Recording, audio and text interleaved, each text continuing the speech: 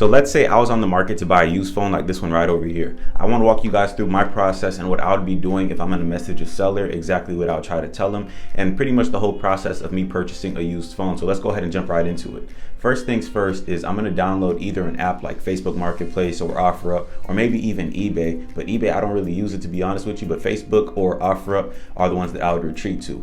Then I'm going to go ahead and filter out my options. Depending on the phone that I'm purchasing, I'll search it up in the search bar, and then I'll put a price filter, because on these apps you could actually list the price that you'd be willing to pay for a device, and normally at most I'm willing to pay like $300. So since this right over here is an iPhone 11, I'll go ahead and search up iPhone 11, and then I go ahead and type up $250 max, because we're not looking for a phone that's too expensive, because people won't be willing to negotiate, because most likely they're also resellers. But at the same time, we're not looking for a phone that's listed too cheap, because if it's way too cheap, then that means that you're potentially going to get scammed or the phone is blacklisted.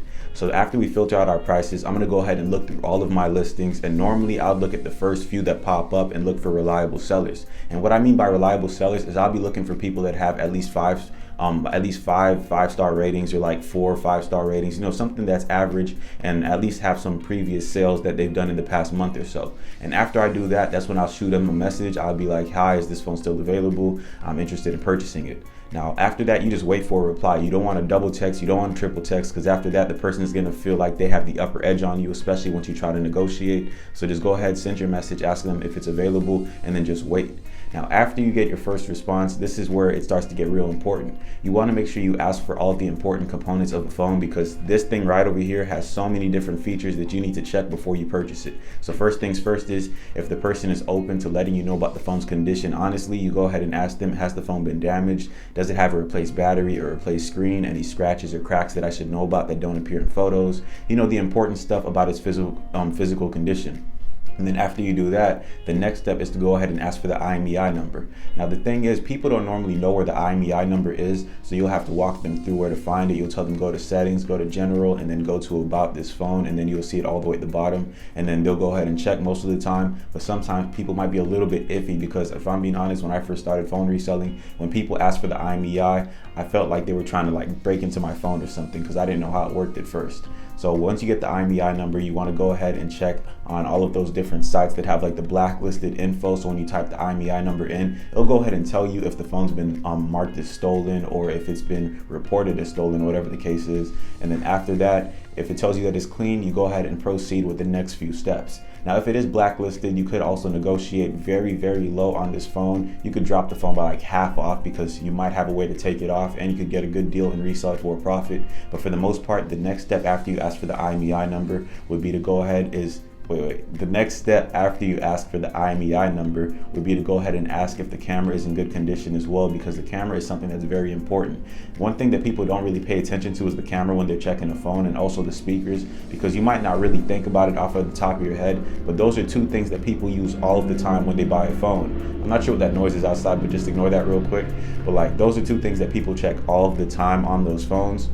So if you end up buying a phone that has a muffled audio, or it has one of those foggy looking cameras, you're most likely going to have to sell that for a loss. So you want to make sure that you ask for the condition of the phone as well. And then after you get all of that information, go ahead and take a few minutes to reply, or a few hours, and do your analysis. This is the part where I like to think about different ways to bring the price down. This is the part where my negotiation skills have to kick in, because if not, then I'm gonna pay full price. So if the person told me, all right, the phone has a few scratches on the side, it doesn't come with the phone case, nor does it come with the charger, and on top of that, the audio is just then I would go ahead and start shooting them different offers. Like, for example, since the audio is muffled, then I'd have to get that fixed, because I'd probably have to replace the speakers, and because the camera's a bit foggy, I'll do 200 instead of 250, or I'll do 150 instead of 250. And those are different ways to negotiate. Now, normally what I would do is I'll lowball them as the first offer. I'm telling you, I'll drop the price by $100 off. Normally that seems kind of scummy, but if you're trying to make money in this business, you got to do it. So after I drop the price by $100, I'll wait for their offer back. Normally, some people might just end up taking it, because realistically speaking, most people want to sell their old phone, put a deposit on a new one, and then move on with their lives. But the people that are genuinely looking to make a little bit of money off of their used phone will end up hitting you with a counter offer. So if they told you $250 originally, and then they went ahead and pushed it down, you pushed it down to $150, they'll try to meet you in the middle, for example, and hit you with a $200.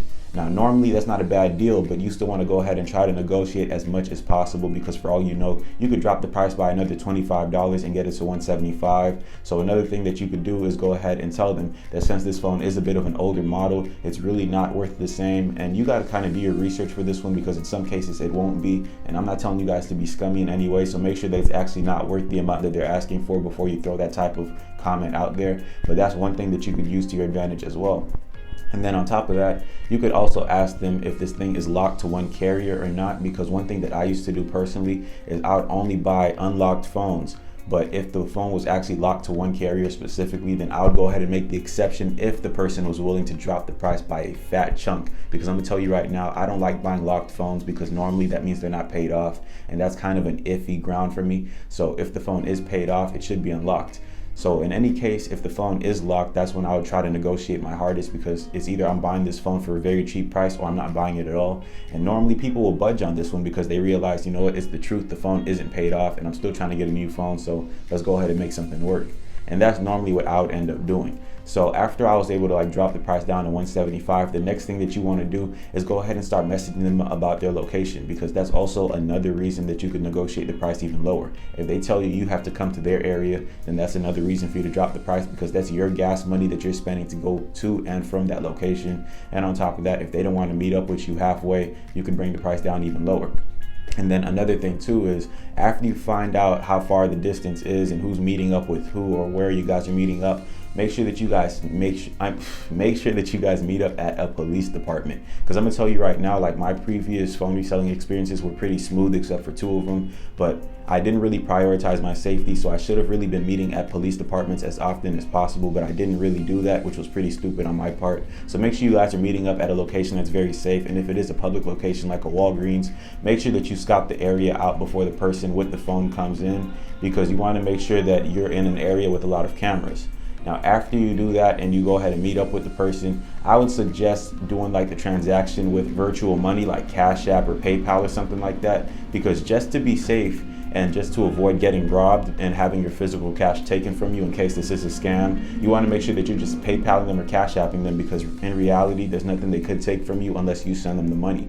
So by doing that, you'll be saving yourself a lot of hassle, especially if you do bump into a situation where you're threatened. So if you guys want to prioritize your safety in that aspect as well and avoid losing money, I would suggest doing that, because it's definitely a whole lot easier too. You don't have to go to the ATM or the bank to get your money, and regardless, the person is still going to have the transaction done smoothly. So that's really one thing that I would recommend to you guys. And then after you do that, you're pretty much good to go. But beforehand, just make sure you shoot them a message letting them know you're going to be using Cash App or PayPal, because you don't want to be pulling up and they don't have either or, and then you're pretty much stuck there, or you guys have to run to the ATM. So if you guys are going to be getting into phone reselling, that's kind of my step-by-step process on what I do personally in order to buy a used phone. Normally, it's actually very fast. I know this video is 8 minutes long, but in reality, it'll take you 2 minutes to shoot a few messages back and forth. Sometimes it'll take longer depending on if you guys take a very long time to respond to each other, but it's a very easy process. And once you do it the first time and then the second time, it becomes a natural habit where it's your brain just auto-corrects everything you've got to do.